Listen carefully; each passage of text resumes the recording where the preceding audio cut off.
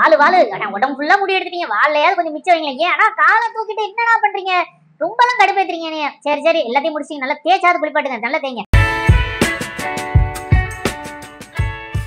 வணக்கம் நண்பர்களே, இவங்க பேர் தான் ஜூலி. இவங்க ஒரு ஜெர்மன் ஷெப்பர்ட். இவங்க பெட் பேரண்ட்ஸ் எதுக்காக கூட்டிட்டு வந்திருந்தாங்க அப்படின்னா ஹேர் ரிமூவலுக்காக கூட்டிட்டு வந்திருந்தாங்க.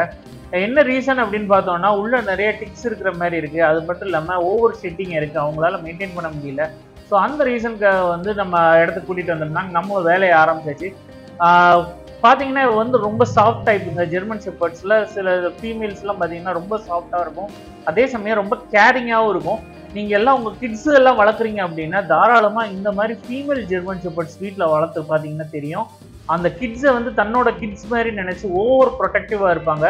ஸோ மேலே விட ஃபீமேல் டாக்ஸ்லாம் ஓவர் ப்ரொடெக்டிவாகவும் அந்த ஒரு மதர் கேரிங்னு ஒன்று இருக்குது தெரியுமா, அது வந்து அதிகமாக ஃபீமேல் இதில் டாக்ஸில் பார்க்கலாம். நீங்கள் ப்ரொடெக்ஷன் வேற, அந்த மதர் கேரிங்கிறதும் அது வந்து அடுத்த லெவல் ஆஃப் ப்ரொடெக்ஷன்னே சொல்லலாம்.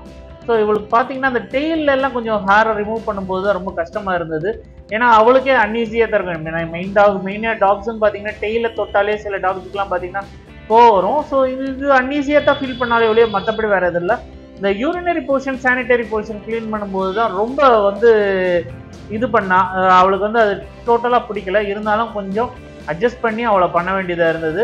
இல்லாட்டினா வந்து பார்த்தீங்கன்னா அதை வந்து அப்படியே அந்த இடத்துல பற சேர்ந்துச்சுன்னு வச்சுக்கோங்களேன், கட்டி சேர ஆரம்பிக்கும். ஸோ அதையும் நம்ம எடுத்தாச்சு. லாஸ்ட்டாக வந்து குளிப்பாட்ட ஆரம்பிச்சாச்சு. குளிக்கும் போது பார்த்தீங்கன்னா தண்ணி ஊற்றும் போது அப்படி இங்கிட்ட ஓடிக்கிட்டே இருந்தா, அப்புறம் ஷாம்பு போட்டு தேய்க்கும் போதெல்லாம் பேசாமல் இருந்தா. அவளுக்கு தண்ணி இருந்தால் சுத்தமும் பிடிக்கலை.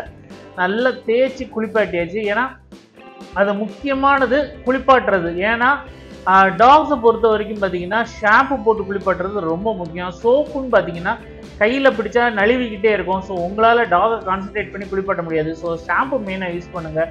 அண்ட் ஃபைனலாக ப்ளோயர். உங்கள் வீட்டில் ப்ளோயர் இல்லை அப்படின்னா இன்னும் 2 தடவை நல்லா தோட்டி மட்டும் விடுங்க, தேவையில்லை. நீங்கள் யூஸ் பண்ணுற ஹேர் ட்ரையர் தயவு செய்து யூஸ் பண்ணுவீங்க, ஏன்னா அதில் வந்து ஹீட் அதிகமாக இருக்கும், அது டாக்ஸை வந்து அஃபெக்ட் பண்ணும். ஸோ இந்த வீடியோ உங்களுக்கு பிடிச்சிருந்தா லைக், ஷேர் அண்ட் சப்ஸ்கிரைப். நம்ம அடுத்த வீடியோவில் பார்ப்போம் கைஸ்.